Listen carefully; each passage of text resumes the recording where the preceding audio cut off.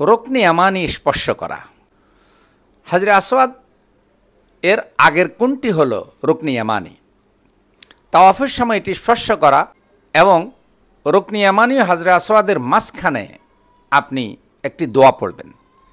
সে দোয়াটি হলো রব্বানা আতিনা ফিদ দুনিয়া হাসানাতাও ওয়া ফিল আখিরাতি হাসানা ওয়া কিনা আযাবান নার। আব্দুল্লাহ বিন ওমর রাদিয়াল্লাহু তাআলা আনহু বলেন, লাম আরান নবী সাল্লাল্লাহু আলাইহি সাল্লাম ইয়াসতালিমু মিনাল বাইত ইল্লা রুকনাইন আল ইয়ামানিয়াইন।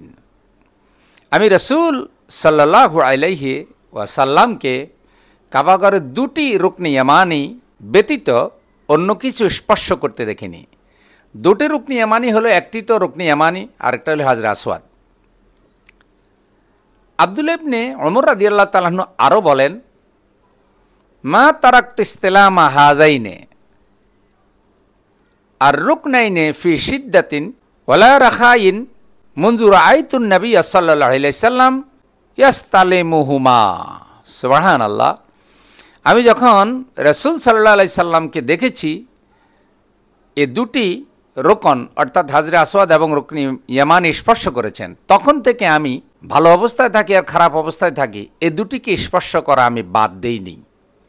অর্থাৎ আমি হাজরে আসওয়াদ স্পর্শ করেছি, রুকনে ইয়ামানি স্পর্শ করেছি। এটা আব্দুল্লাহ ইবনে ওমর রাদিয়াল্লাহু তাআলা আনহু বলেন। তখন হাজী সাহেবদের সংখ্যাও কম ছিল, তিনি সেটা পেরেছেন।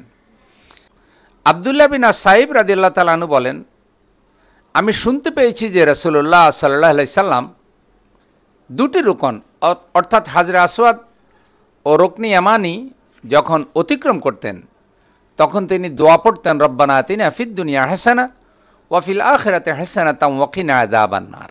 এই দুটি রুকন হাজরে আসওয়াদ ও রুকনে ইয়ামানি স্পর্শ করার মাধ্যমে হাজী সাহেবের সকল পাপগুলো ক্ষমা হয়ে যায়। সুবহানাল্লাহ। আব্দুল্লাহ বিন ওমর রাদিয়াল্লাহু তাআলা আনহু বলেন, আমি রাসূলুল্লাহ সাল্লাল্লাহু আলাইহি সাল্লামকে বলতে শুনেছি, ইন্না মাসহামুহা কাফফারাতুন লিল খাতায়া। এ দুটি স্পর্শ অর্থাৎ রুকনে ইয়ামানি এবং হাজরে আসওয়াদ এ দুটি স্পর্শ করা ভুল ত্রুটি সমূহের কাফফারা হয়ে যায়।